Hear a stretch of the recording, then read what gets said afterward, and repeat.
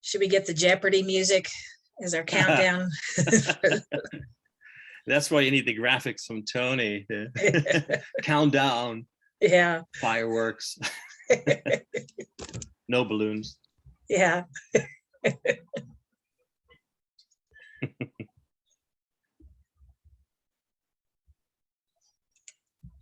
Yeah. All righty. So it's 7 o'clock. I'm sure people will be jumping in as we go.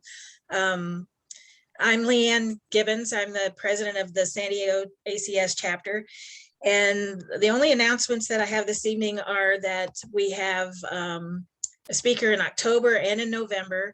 In October, we have Geraldine Busquets-Voss, a marine biologist, who will present feeding ecology, migratory patterns, and the physiology of baleen whales. And more information is on our website. That's acssandiego.org. And then in November, on actually November 10th, Jody Westberg, who is the stranded animal coordinator at SeaWorld in San Diego, will present lions, leopards, and whales, oh my. And more information will be posted on our website.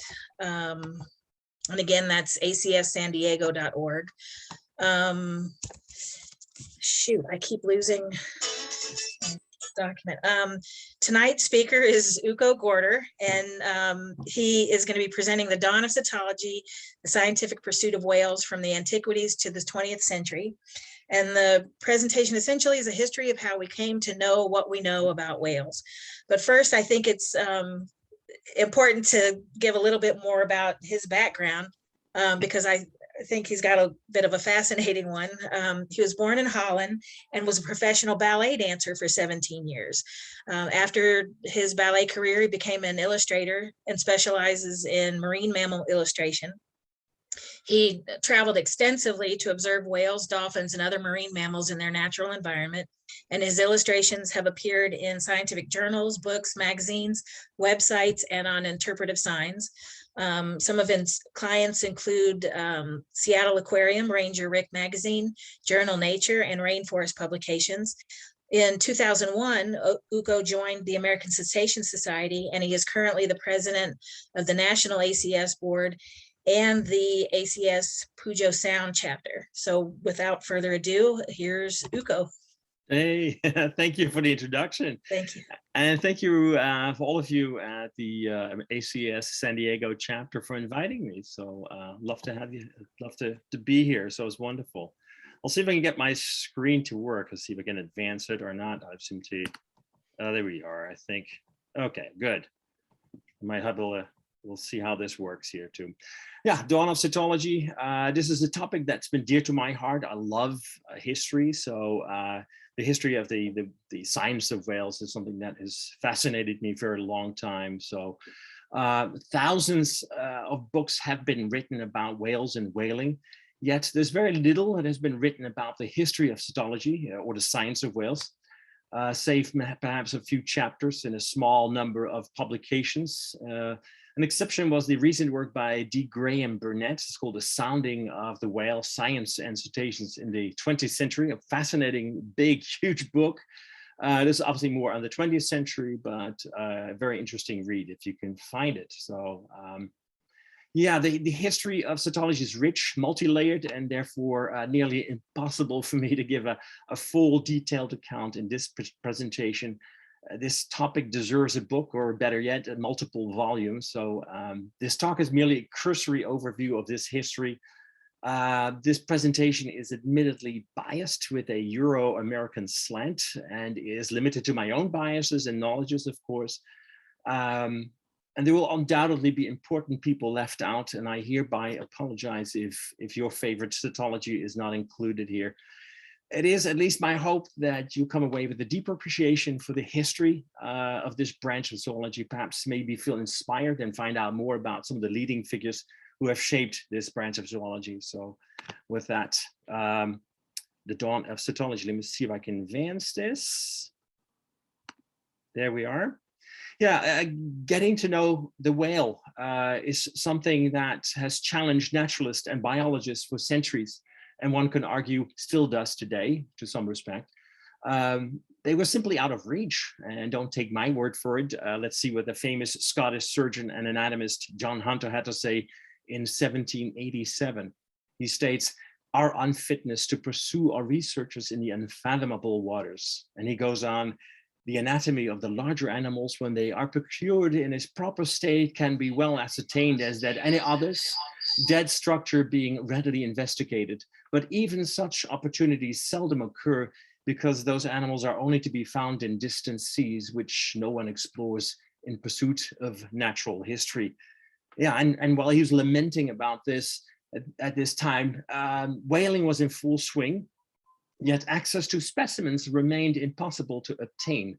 So Hunter continues, "Some of these aquatic animals yielding substances which have become articles of traffic, and in quantities sufficient to render them valuable as objects of profit, the researches of the naturalists are only considered as secondary points, if considered at all." And this gives you a bit of a mindset here in that period, here in the Age of Enlightenment. So. The term Cetology was first coined by the French naturalist and clergyman Pierre-Joseph Bonaterre in his Tableau encyclopédique et méthodique, when he proclaimed, "J'ai consacré le mot Cetologie, composé des deux racines grecques Kitos et Logos," combining the two words, Kitos, the Greek word Kitos, meaning whales or large sea creatures, and Logos, the meaning scientific discourse.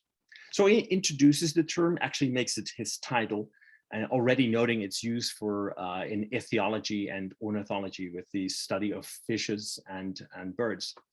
Cetology is also the name of chapter 32 in Herman Melville's epic novel Moby Dick, where he momentarily takes the reader away from the whaling narrative into a humorous and pseudo-scientific discourse on the systematics of the whale. It's a wonderful book. If any of you have not read Moby Dick yet, shame on you, you should. So take some time out to do it. It's a wonderful read. It's actually really, really funny too. So it's hysterical. And it's a great book. Anyway, that's me. That's my plug for Melville here. Let me see if I can. There we go. The next one. The genesis of Cetology, and arguably much of biology and zoology, starts with the Greek philosopher Aristotle. Aristotle enrolled in Plato's academy at age 17. He was a gifted student, and Aristotle would remain there for 20 years and eventually become a teacher there himself.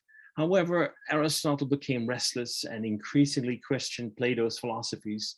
When Plato died, the directorship of the academy did not go to Aristotle. Instead, it went to Plato's nephew. Well, disillusioned, Aristotle left Athens for Assos, which is now on the Turkish coast, at the invitation of friends. And Aristotle got married there.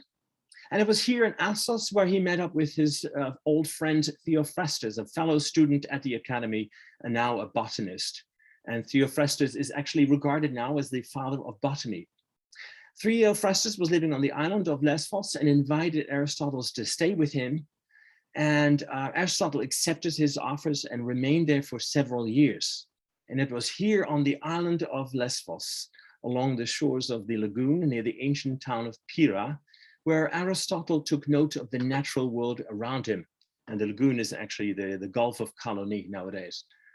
It is here where he observed birds. He opened up chicken eggs, visited fish markets, dissected cuttlefish, and yes, observed dolphins from shore, and possibly even visiting there maybe with fishermen. We don't know. Okay, let me move on. Centuries later, it is understood that Aristotle certainly made errors. However, his observations and writings on dolphins have withstood the test of time, and are still very much valid today. And Aristotle understood that cetaceans give birth to live young, viviparous, provide milk and suckle their young, breathe air through a blowhole, and are provided with lungs. Now, of course, we all recognize these as mammalian hallmarks as we know them today. However, the term and concept mammalia was not yet coined. That would not happen until Linnaeus' 10th edition of Systema Naturae, and we'll meet Linnaeus here later on. Aristotle also observed feeding behavior, listened to vocalizations, and mentioned they give out squeaks and moans, that dolphins can live to 25 and 30 years. And this was due to fishermen nicking the tails of the dolphins, and likely, but I guess that dolphins would end up in the nets. The fishermen would nick them and release them. And in some ways, it's still a kind of a form of a research technique called marker recapture that is still in use today. And we'll see some examples later on. Aristotle also observed porpoises in the Euxine, the Black Sea, and so he noted the differences between porpoises and dolphins. I'll not go into the broader Aristotelian classification system, or the Scala Naturae, as it is called, in the natural ladder, but safe to say that Aristotle took a more philosophical approach to classification rather than an evolutionary one. If you see the diagram here too, they had, he divided animals that have blood, or the red blood actually, and then the bloodless animals, which now we would refer to as the invertebrates. The ketode now is the cetacean. So actually, he does actually kind of put the cetaceans in a different group from fishes. So we see that as often being mistaken that Aristotle put them together. That's not quite true. Okay. Back in Athens, Aristotle opened up his own academy, the Lyceum, where he used all his notes and writings for his lectures. While none of the original manuscripts, likely in papyrus, I would guess, survived, his texts have been preserved through translations made in the Islamic world, and much later in Latin in the 13th century. These were all then later drawn up in books, although I have to say that Aristotle probably never meant to have these written in books, but over time, through translations, they end up in separate books: the Historia Animalium, the Increase of the Animals, the Partibus of Animalium, parts of animals, and the Generatione of Animalium, the generation of animals. There's a wonderful translation by Darcy Wentworth Thompson done in 1910. You still can get that book online. It's a fantastic read to still go through that. It's remarkable, the sort of freshness about Aristotle's works. It's phenomenal. So remarkable men. Okay. Little was added after Aristotle, with the exception of Pliny the Elder, perhaps, who wrote extensively on the subject of natural history, including whales and dolphins in his 9th book of Naturalis Historia. Pliny referenced much of Aristotle's work, but also added anecdotal accounts. Unfortunately, some of these were of little scientific value, like the poet Arrian riding the dolphin, for instance. After the fall of the Roman Empire in the, no, excuse me, I'm sorry, I'm going to go the wrong slide here. While we know that while Pliny may not have observed cetaceans in the way that Aristotle has, we know that he was a witness to the well-documented event when a killer whale blundered into Rome's city harbor of Ostia. And we see the engraving here. And Emperor Claudius ordered his Praetorian guards to net off the harbor and kill the poor animal as a public spectacle. But of course, this added very little in scientific value here. Okay, now we're on this slide. After the fall of the Roman Empire in the 5th century, much of Europe plunges into the Dark Ages. The church has a tight grip on society, and anything that was seen questioning the central role of the church was not tolerated, including science or scientific inquiry. And now we see whales reduced to monstrous fishes, serving as religious allegories in his medieval illustrated books called bestiaries. Of more interest, perhaps, is an old, the saga of Otera of Halagoland, the account of northern Norway. It's an old English adaptation of Orosius' book of 7 books of the history against the pagans, written in the late 9th century. This work superficially talks about whales, but more clearly shows that the Norse Vikings were actively conducting whaling.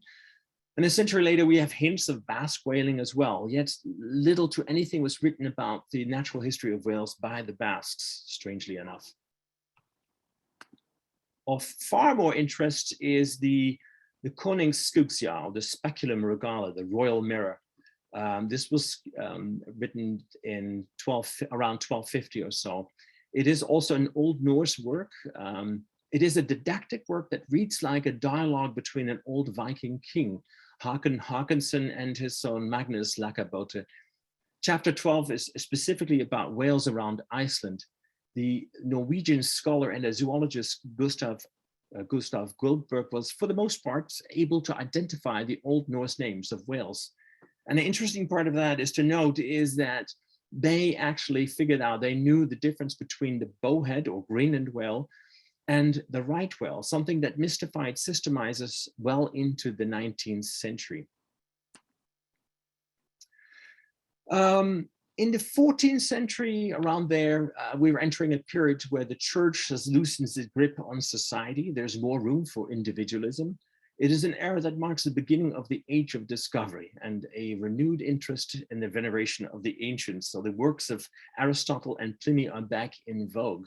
And we also see the invention of the printing press, the Gutenberg press in 1450. So now science was able to become more accessible to the wider audience. So we're in the Renaissance.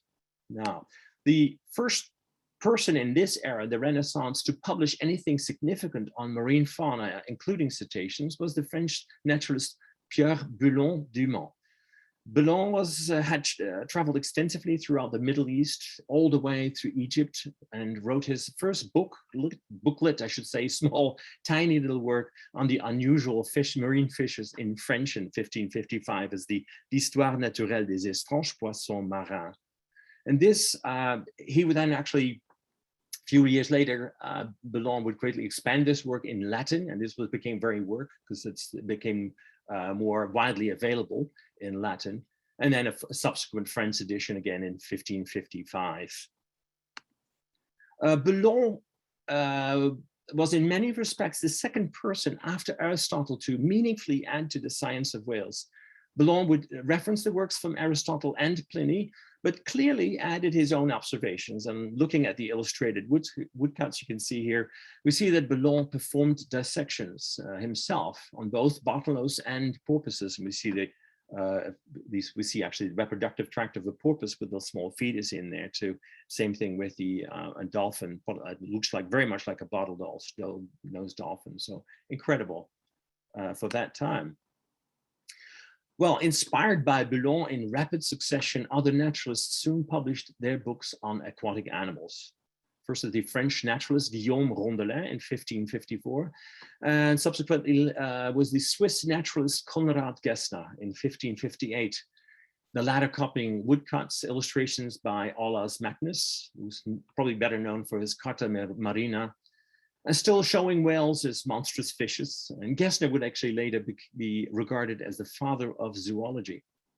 Well, other naturalists not highlighted here were the Italian naturalist Ippolito Salviani in 1558 and Ulysses Aldrovandi in 1606. So a remarkable period where we see all of these contributions here in a very rapid succession. Yeah, whale and naturalist one, there'll be another one coming. After Basque whaling diminished in the late 1500s, a new whaling era began around Spitsbergen, now modern day Svalbard, Jan Mayen and Greenland. The British in 1611, the Dutch in 1612. From this era, the Greenland whale fishery period, two whale and naturalists would make significant contribution to the natural history of whales. The first was Friedrich Martens, a German ship's barber and doctor who wrote about his account on a German whaling ship from Hamburg to Spitsbergen. It's called die Spitzbergische oder Grönlandische Reisebeschreibung getan im Jahr 1671.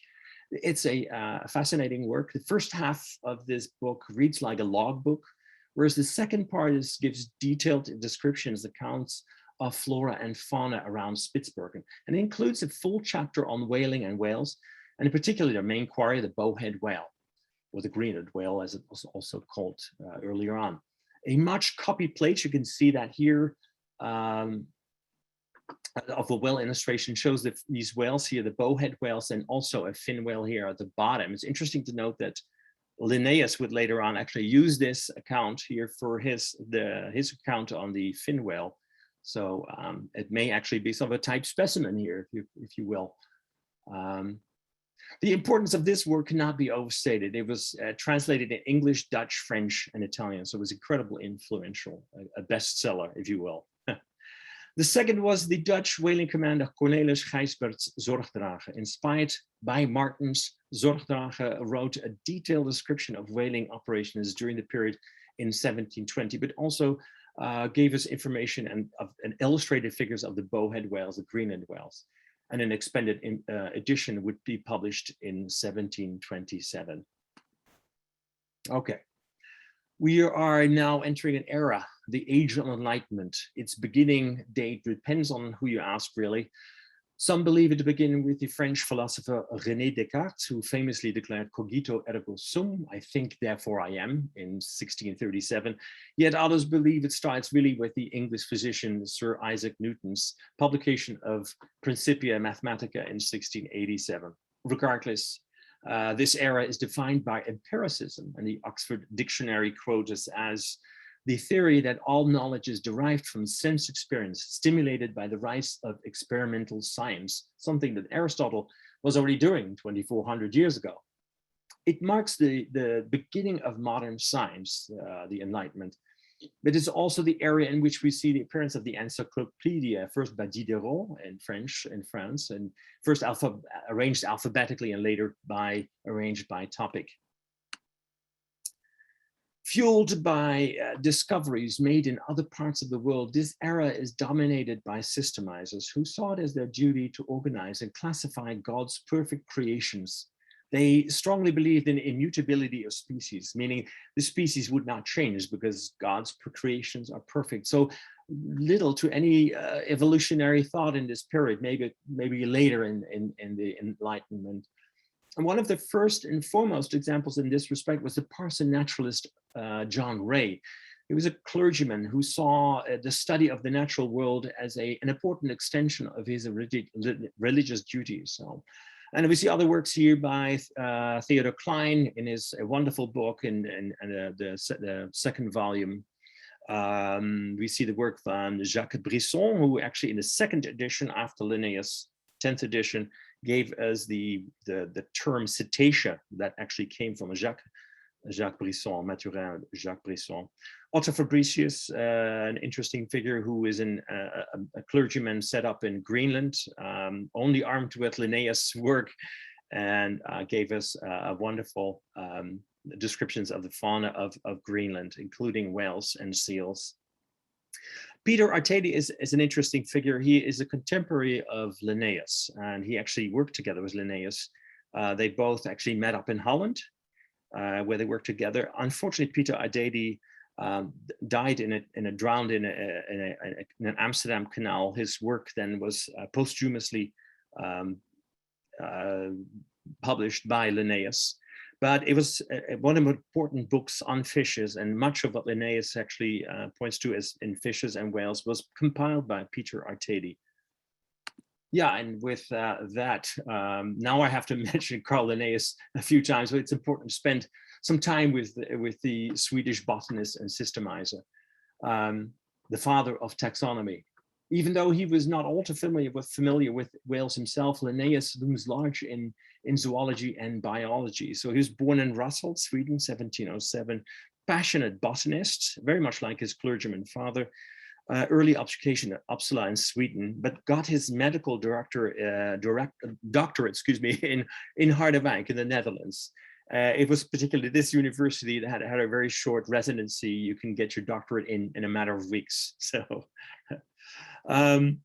It was in Holland where he actually published his first edition of Systema Naturae, the natural system, which really forms the classification system. And it's particularly the 10th edition is in 1758, which is now regarded as the starting point of zoological nomenclature. It is here where I introduced mammals, mammalia. Remember when we talked about Aristotle.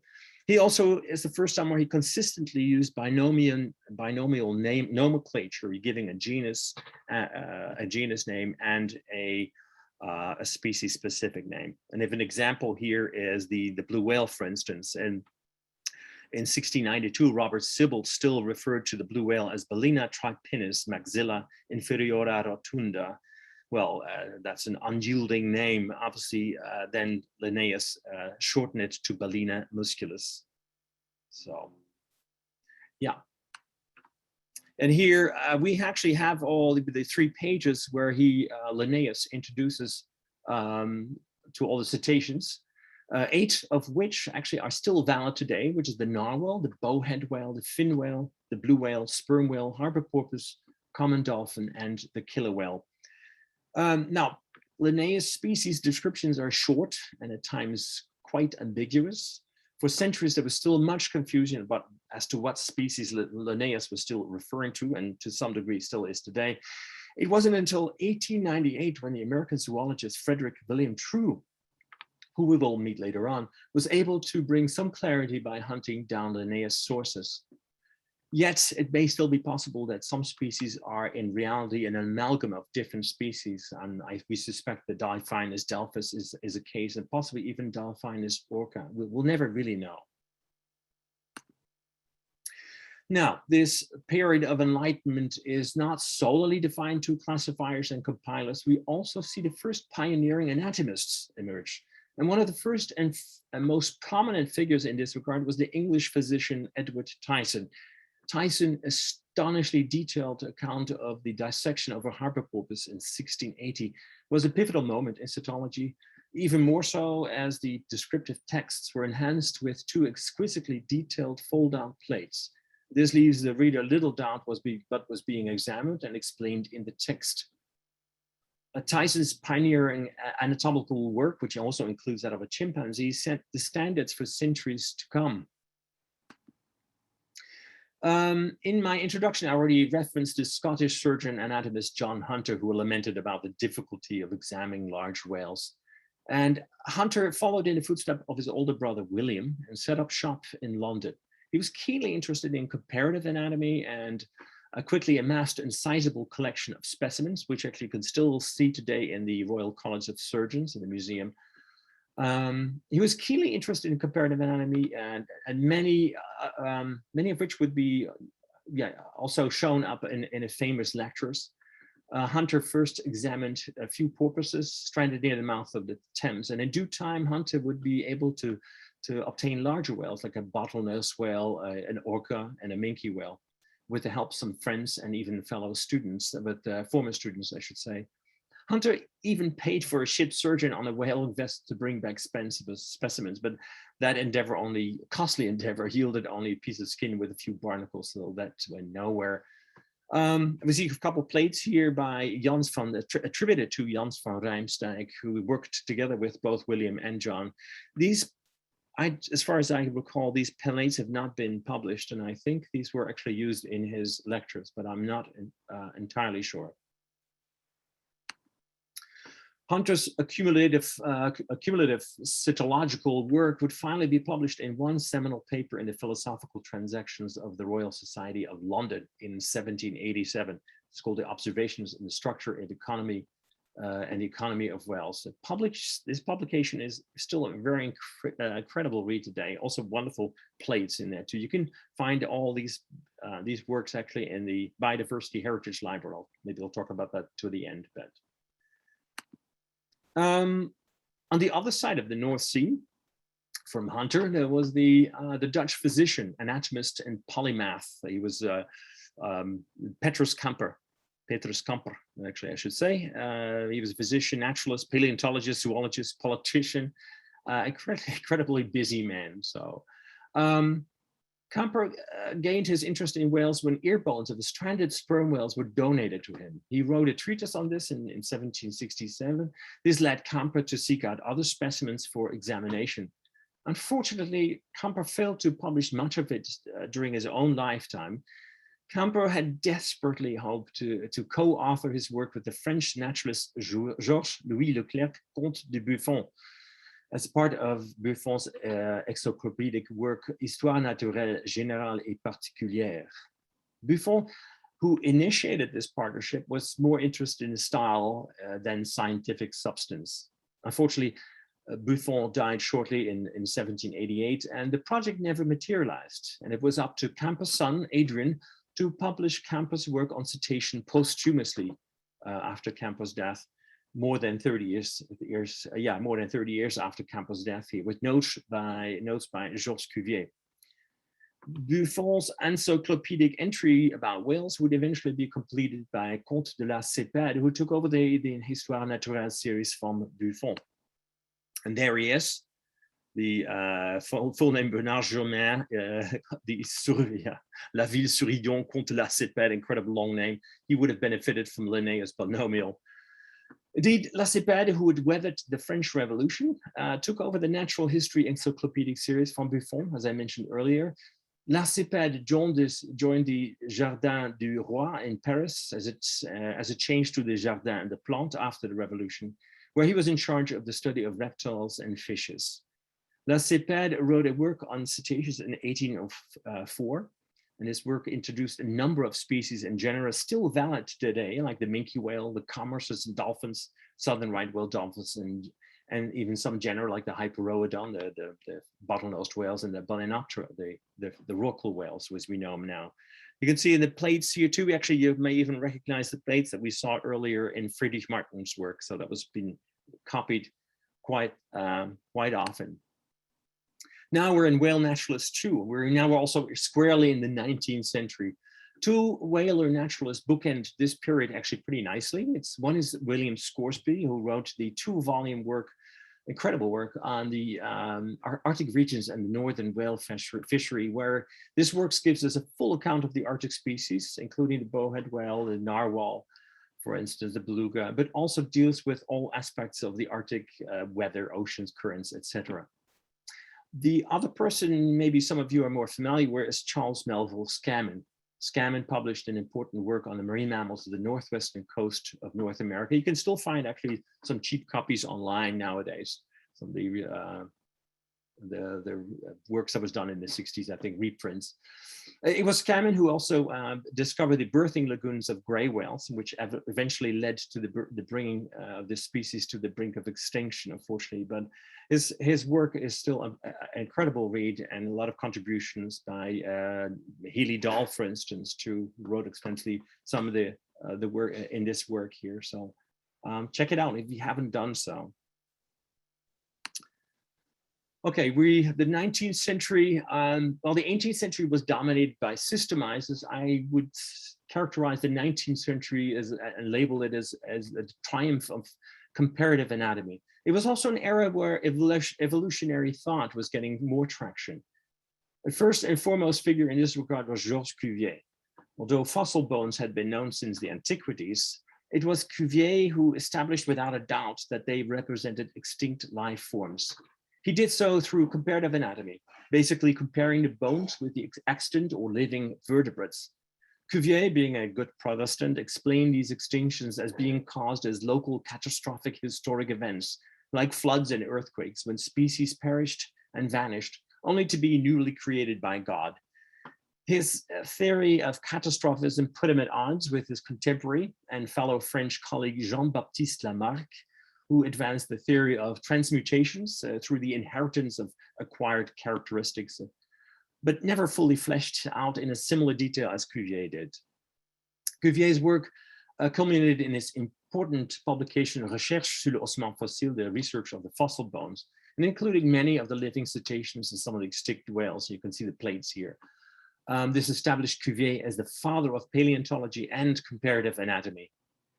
Cuvier also busied himself with classification in the animal kingdom, the Règne animal, his book, Cuvier was a lumper, hesitant to divide whales into many species. He still believed, for instance, that the bowhead whale was still, and the right whales were still all really one single species. Remember, the Basque whalers and the Norse Vikings already knew the difference.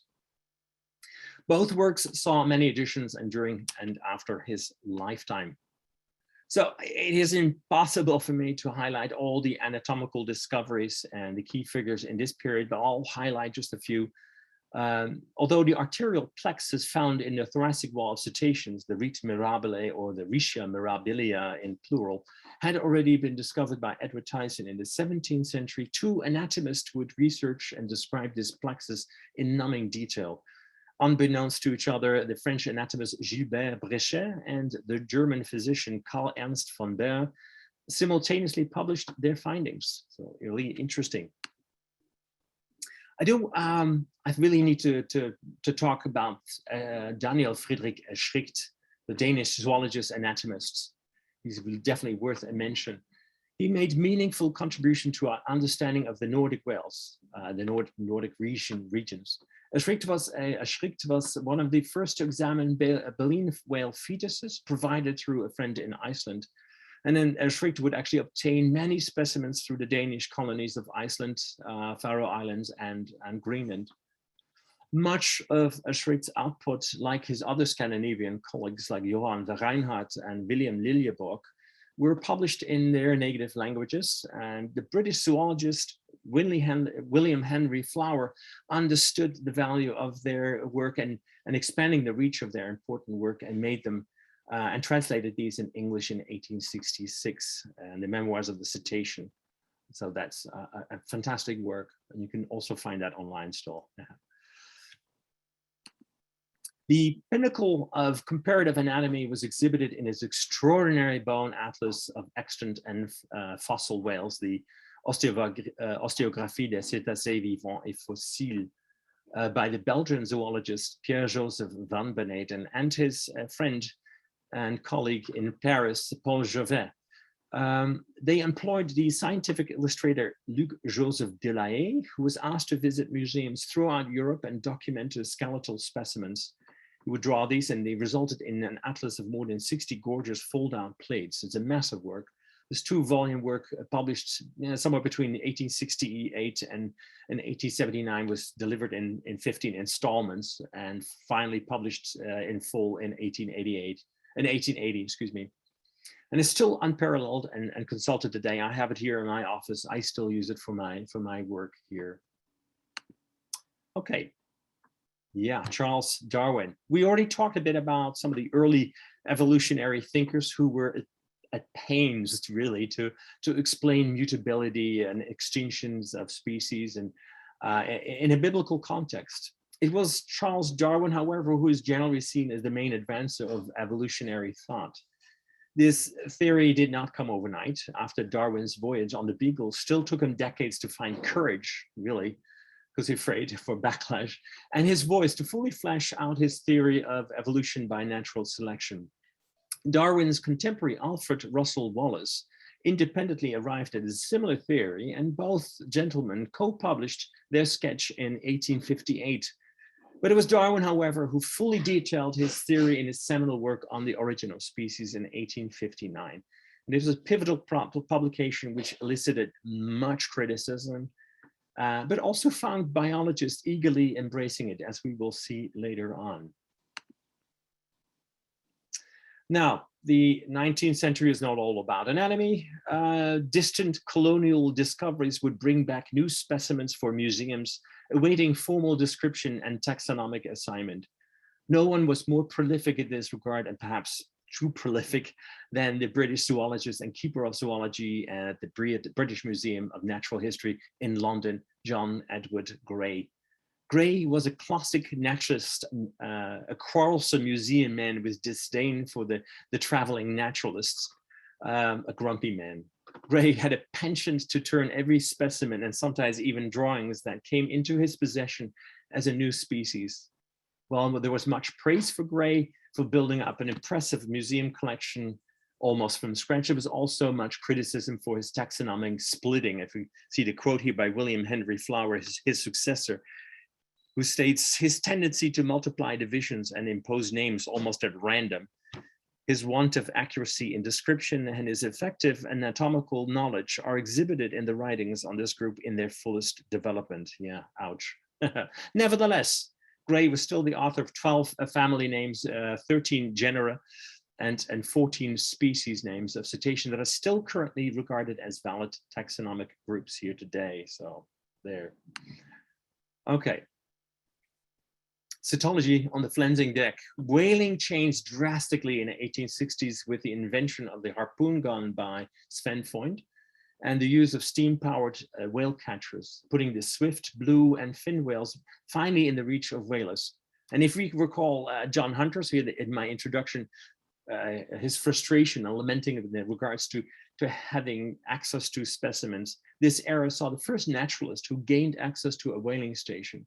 It was the fisheries biologist Georg Ossian Sars, who was able to visit Sven Freund's Vadsø whaling station in Norway, Finnmark region on 2 occasions in 1874 and 1879. And here both blue and fin whales were caught on a regular basis. And actually you can see in the photo, there was where the, on the flensing deck where you see the whale, in the background you see a small boat. That's a Specific. This is the first steam whaling catcher of that era, so heralding in a whole new era. Sars happened to be an excellent draftsman and gave us some of the first accurate illustrations of these balenopterids. You see this here in a fin whale. Okay, on the other side of the Atlantic, we have Frederick William True, is an American zoologist and curator of mammals at the National Museum, now we call it the Smithsonian.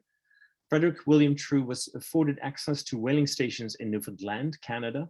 And this work culminated into his important monograph of the whalebone whales of the Western North Atlantic. And True can be really considered as one of the most important and early contributors to science of whales in North America. And we'll see that here on an incredible account on about beaked whales and work on dolphins in 1889, to name just a few. We're going to go back to Europe. The German zoologist Billy Kukenthal is often overlooked in my view. Kukenthal gave an important insight in cetacean embryology. He was able to obtain specimens from the Norwegian whaling stations. Through careful research, Kukenthal observed small hindlimb, the buds, which would soon disappear as soon as the tail flukes emerge in their development. Kukenthal is an ardent Darwinist, was a student of Ernst Haeckel, and Ernst Haeckel can only be described as an uber-Darwinist who took Darwinism to the extreme. But Kukenthal eagerly used Darwin's theory to explain these embryological observations, and we can see the white arrow here, the hind lid bunch. So Kukenthal eagerly used Darwin's theory to explain these embryological observations in an evolutionary context. And I do have to mention that the Norwegian zoologist Gustav Guldberg also observed and published on the hind limb buds around the same time, but Kukenthal stole his thunder. Yeah. Okay. After whale populations in the North Atlantic were nearly decimated, whaling operations moved south to the Antarctic in 1904. Alarmed by the enormous waste at the newly opened whaling station in the Antarctic regions of the British Falklands Dependency, specifically Georgia, South Georgia, the British zoologist and director of the British Museum, Sidney Harmer, pressed the need for better management and remaining stock of the whales. Thus, the British Discovery Investigations was born in 1925, and studies were conducted on ships and whaling stations. They researched whale migration, feeding patterns, breeding frequency. They looked at whale prey species and all the physical and biological aspects of their habitat. And we see also this little slug, which is the discovery mark, as it's called. This is what they shot into the whale. It was then retrieved once the whale was flensed, and I was able to kind of get a sense of the movement. This is another, if we remember, we talked about the fishermen nicking the tails of the fins of dolphins here during Aristotle's time. This is the same thing. This is the mark and capture. This is where the term mark and recapture came from. from the discovery mark you see here. I have to thank the Dale Rice Library for this photo here. All of the research then would be drawn up in 37 discovery reports and still accessible today. You can find them still online. An incredible, remarkable, very influential research regimen here was set up. Okay, Remington Kellogg is an American zoologist and later director of the US National Museum. Remington Kellogg had a keen interest in the archaeocetes, the old whales, and the evolutionary history of whales. He published many papers on the subject and also wrote an excellent monograph on this topic here in 1936, the Review of the Archaeoceti. His interest in whales, his stellar reputation would eventually thrust him in the arena of whaling regulation. Kellogg would be the US delegate to the first International Conference on Whaling in 1937. Finally, it was signed and ratified in 1946. And Kellogg would really play a pivotal role in forming what is now the IWC, the International Whaling Commission. Yeah, for centuries, the field of cetology, like so many of branches in science, was dominated by men. And the first pioneering women who made contribution to the cetology were, for one, Barbara Lawrence, curator of mammals at the Harvard Museum of Comparative Zoology. She was a close collaborator with her husband, Bill Cheville, who we'll meet later in a minute. And before Barbara, there was even Madeleine Friand, a French paleontologist and comparative anatomist in the Muséum National d'Histoire Naturelle in Paris. Very little is known about her life. And we know she already published in the 1930s, and only hope to find out something here in the future more about that. And I have to put a plug here on our last ACS Whale Watcher journal, Breaking the Surface, Women in Cetology. That was our own Sabina Siddiqui, who I think he was actually listening in tonight. And she's the one that definitely put this issue together as our lead editor for this issue, which is phenomenal. So if you have just joined here, our ACS, shoot me an email too. If you haven't received your whale watcher, let me know. We are, by the way, working on another whale watcher on right whales, and you'll see more about that here in the future. Anyway, so my plug for ACS and the ACS Whale Watcher. I already alluded to Bill Cheville, who, along with his wife Barbara and a young Bill Watkins, pioneered research in cetacean bioacoustics.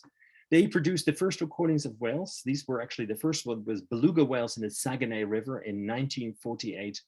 And eventually many of the recordings would be produced on a vinyl record for the larger public. The whale is called Whale and Porpoises Voices. You can still find, sometimes you can find them still online, the old record. I have to recommend, there is a book now that recently came out. It's called The Voices of Marine Mammals.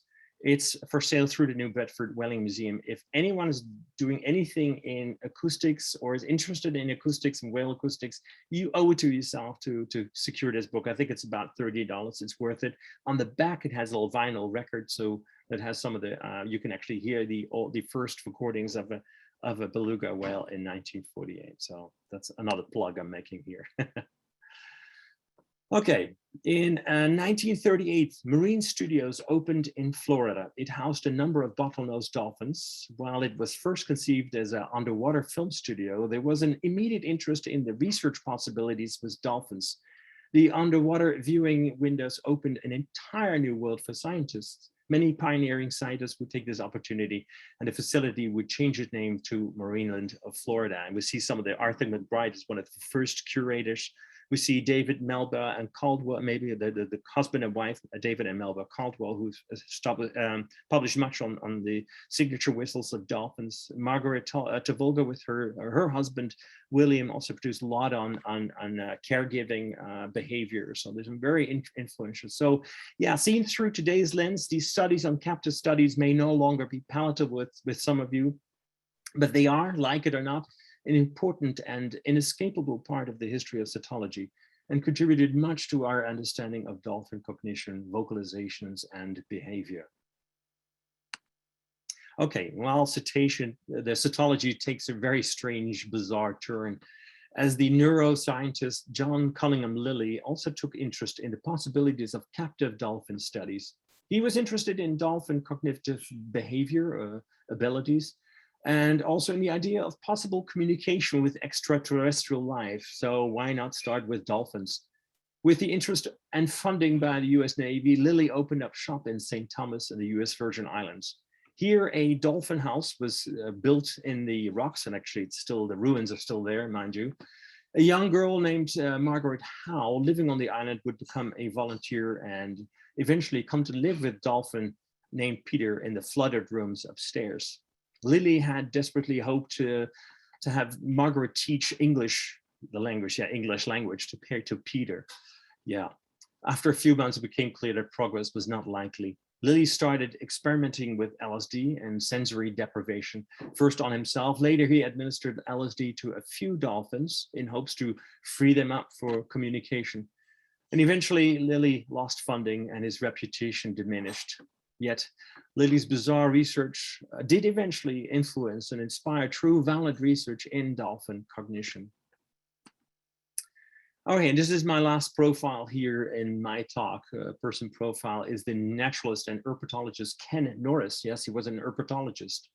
Perfectly straddles the transition from captive studies to studies in the field, in my view. Norris entered the field of marine mammalogy as a curator of the newly built marineland of the Pacific in Palos Verdes in California in 1953. And eventually he'd be involved with a new facility in Hawaii, assisting Karen Pryor and then her then husband, Taylor or Tap Pryor. And before long, interest grew in research dolphins in the wild, and the Hawaiian spinner dolphin studies were a good example of this. And Norris would then go on to inspire countless young emerging cetologists who would actually themselves conduct long-term studies in the wild. I'm thinking of Bernd and Melanie Wirsig, for instance, but also Denise Hertzing in the Bahamas with spotted dolphins. Norris was also instrumental in bringing international scientists together representing many disciplines within the study of cetology. Their meeting was in Washington, D.C. in 1963, and this would result in a seminal publication, Whales, Dolphins, and Porpoises, perhaps even a precursor of forming a professional society decades on here. Okay, at this point, I will just quickly go through some of the development and the new tools and technologies in the 20th century to today. Photo identification using natural markings of cetaceans in photos proved to be an important non-lethal and non-invasive research technique to identify individuals and learn more about their social relationships and population structure. It was pioneered by Chuck Jerez and humpback whales, you're thinking of the undersides of the flukes in Alaska. Mike Bigg, if some of you know, he with the saddle patches in killer whales, and Roger Payne with the callosities patterns in right whales off Argentina. And this technique, of course, is still very much in use today. I know some of you who are online actually using it yourself. Now, instead of using film rolls, digital cameras have taken over, making the process much easier and quicker. The other technique is the molecular biology and genetics. Is something that I know very much less about. So I'll invite someone to really give a talk about that history. But history goes back probably about the 1930s. The technology with respect to cetaceans saw its use emerge fully probably in the 1980s. And it's an incredible tool that has refined over the years. And it's helped giving insight in population structure, species identification, aids and systematics, trophic ecology and prey, and looking at the immune responses and stress of whales. And we see that here with biopsy darts. You see now even a dog can sniff up poop, and that can be brought to the lab and we can find out more about whales. So it's astonishing. Many technologies have been made here and have made their entry in the 20th and the 21st century. The use of fixed wing airplanes goes back to the modern whaling area even. But now we see unmanned aerial vehicles, drones, the Snotbot, for instance, collecting sort of samples of whale blow. And it's a dizzying array of satellite techs and acoustic equipment has made studying whales much easier, of course, very costly. And we're finally able to penetrate their underwater world and their soundscape, which is remarkable. So I invite actually a researcher to give a little talk about this kind of history as well. So in the 20th century, we saw the emergence of professional societies solely dedicated to marine mammals, and including whales. And subsequently, we see that here, the European Association for Aquatic Mammals in '72, Society for Mammalogy in 1981, European Cetacean Society 87, and SOLAMAC, which is the Society for Latin American of the Specialists in Aquatic Mammals in 1996. So it's actually all fairly recent. It's America. It's amazing. And then we see also the emergence of scientific journals that deal specifically with marine mammals and whales. We see some of them here listed. Okay. Science and conservation. This is my last slide. This image of the most recent biennial conference in Barcelona 2019, co-hosted by the Society for Marine Mammalogy and the European Cetacean Society, encapsulates the notion that cetology and marine mammal science in general has gone through quite a transformation. No longer are scientists dispassionate observers solely focused on their research. We now see biologists and scientists actively engaged in conservation efforts and advocating on behalf of their study subjects in ways we could have never imagined in the past. So cetology has come a long way since Aristotle made his observations along the shores of the island of Lesbos some 2,400 years ago. To all the upcoming whale researchers, students watching here today, I hope there's some of you here. I know that you're walking in his footsteps, and women, you're walking in the footsteps of Madeleine Friand and Barbara Lawrence, and getting to know the whales better each day. So with that, I'm ending my talk, but cetology, of course, continues.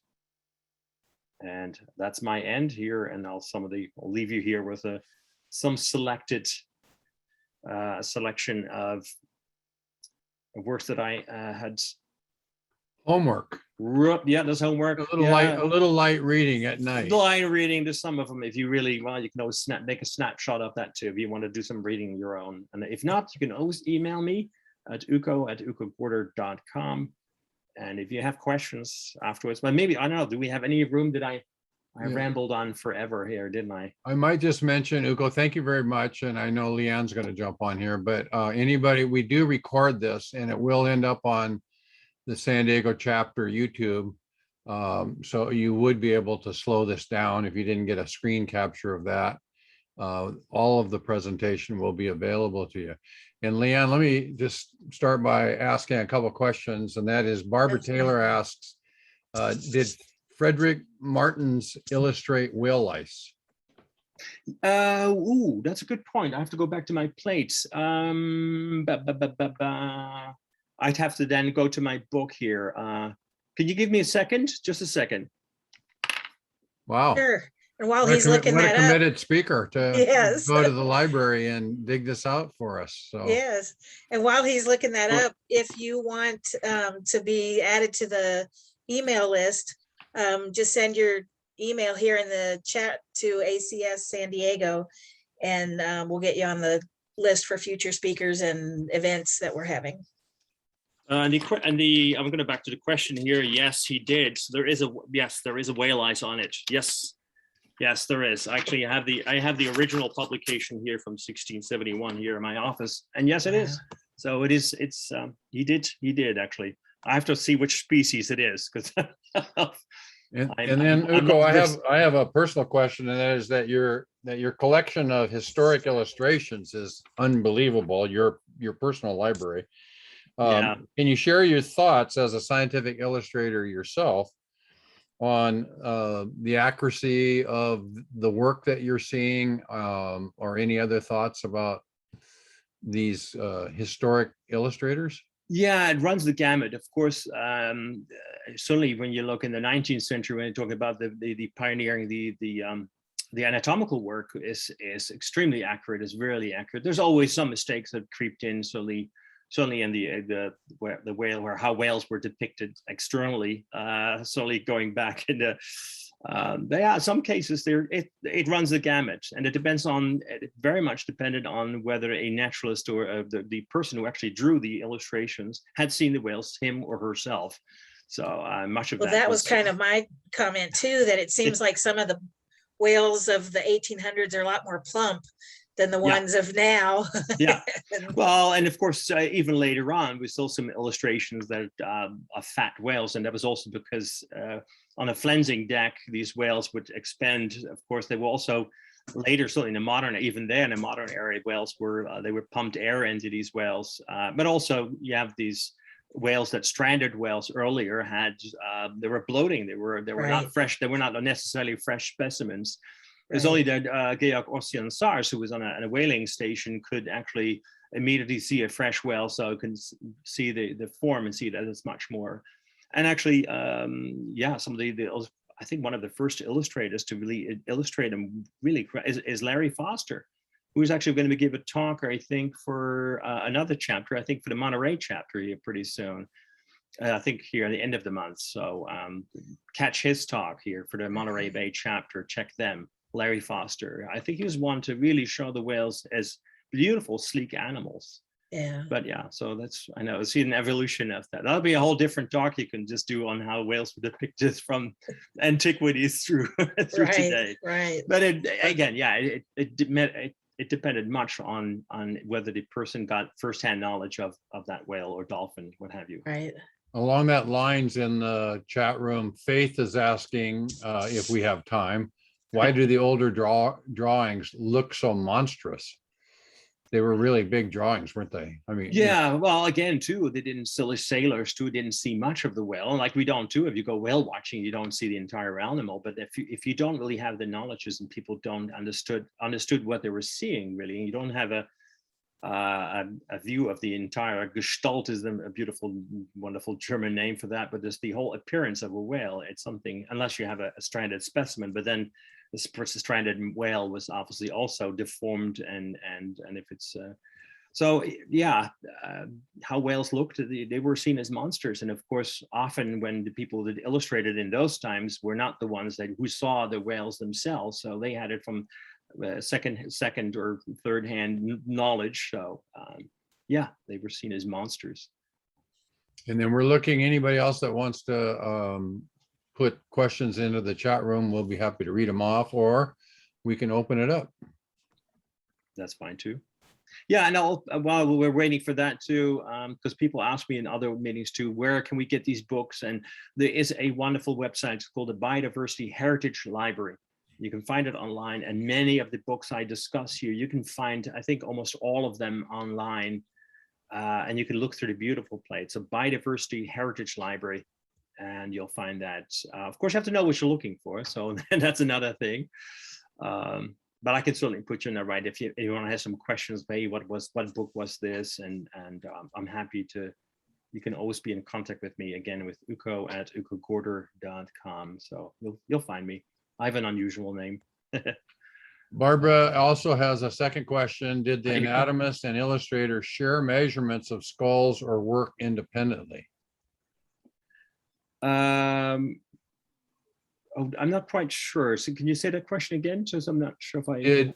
Well, it's in the chat room, but did the anatomists and illustrators share measurements of skulls or work independently? Yeah, well, actually, if anything, a lot of illustrators, like for instance, on that beautiful bone atlas from the Osteographie des Cetacés, for instance, that was they actually often did their own measurements too. So they also had a caliper, so they did their own measurements too. Of course, harder to do with the larger whales.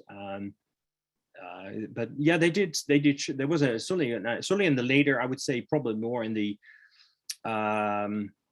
Well, actually, even with John Hunter, because the Jan van Rijmswijk was a medical illustrator, phenomenal. So he was also a very good draftsman, a good illustrator, and they closely worked together. And you see that in the 19th, in the 19th century as well. So you see people were certainly working very close together with, and also illustrators were often employed in museums. Where you don't hardly have that anymore. So we have these institutions will have a whole slew of illustrators who were actually either they were illustrating birds or what have you, or any kind of anatomical illustrations.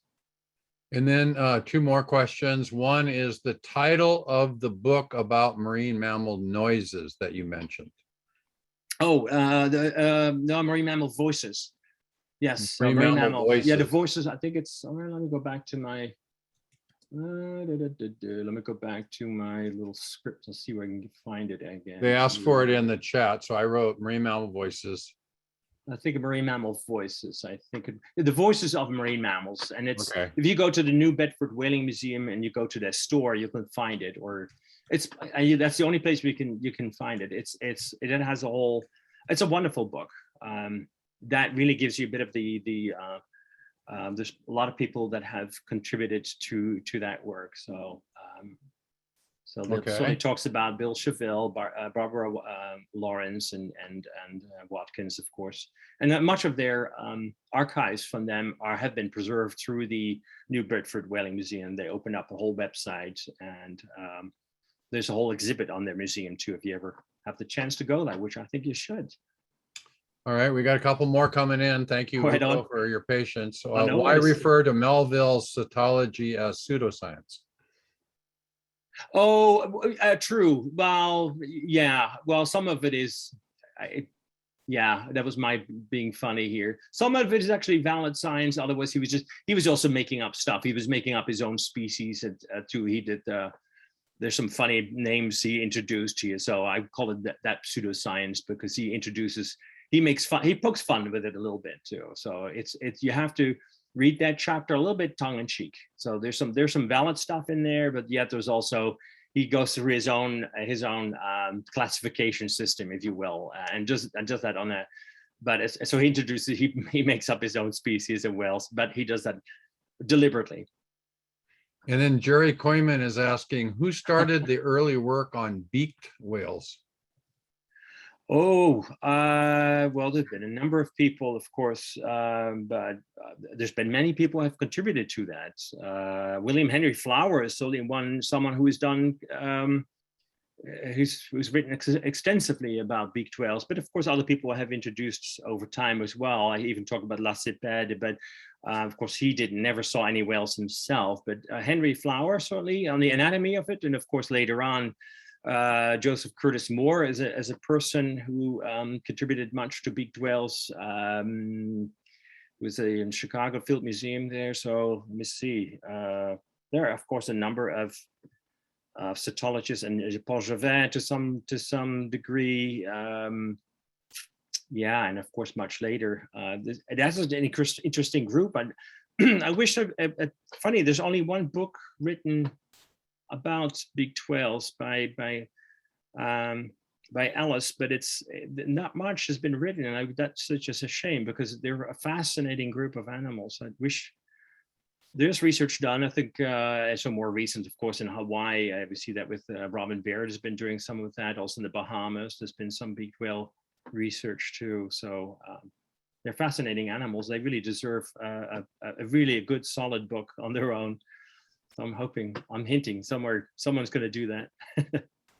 So we have this opportunity. We mentioned to you, Uko, that the Oceanside Adventures whale watching, Carla, has generously donated 2 pairs of tickets, 4 tickets, two pairs, and we want to give them away, and we've never figured out how to necessarily do this on Zoom, and so we thought it might be kind of fun if you could ask a question that you think some of us might have been able to catch, and we'll see who puts that answer in the chat room, and you can determine whether the answer is correct or not. So are there 2 questions I should get, or? Yeah. So can you think of any Yeah, I can do as a teacher, you're going to quiz us now on what the lecture was about? Sure, I can come up with 2 questions and see if people have been paying attention, and people maybe some know. One very easy one I can off the bat is who is the father of taxonomy? Yeah. Okay. Anybody want to get that one in there? Board members, I'll take my. All right, there we got it. We got a fast typer. All right. So it looks like Jeffrey was the first one in there to get that. So Jeffrey, would you be so kind in terms of the chat room under ACS San Diego to give me your email address so we can figure out how we're going to get this thing to you? So what was the answer then? Linnaeus, yeah. Yeah. Well, I'm sorry, I forgot to include everybody. As a biology teacher, I thought that was probably the right answer. Linnaeus, do we want to go with Linnaeus? Yeah, we'll go with Linnaeus. Yeah. That was my bad. All right, thank you. All right, go ahead. Should we do another question? Yeah. So who was the neuroscientist who actually captured dolphins here in the St. Thomas in the U.S. Virgin Islands, experimenting there even with LSD on these poor saps, these poor animals? Well, we got some fast typers here. Catherine Sanchez. Same thing, Catherine, because it's Lily, right? Lily, yeah, John Yeah, Gluck, so Cunningham Lily. You've been Let paying me attention. let me ask Catherine to share her email so we can figure out how we're going to do that.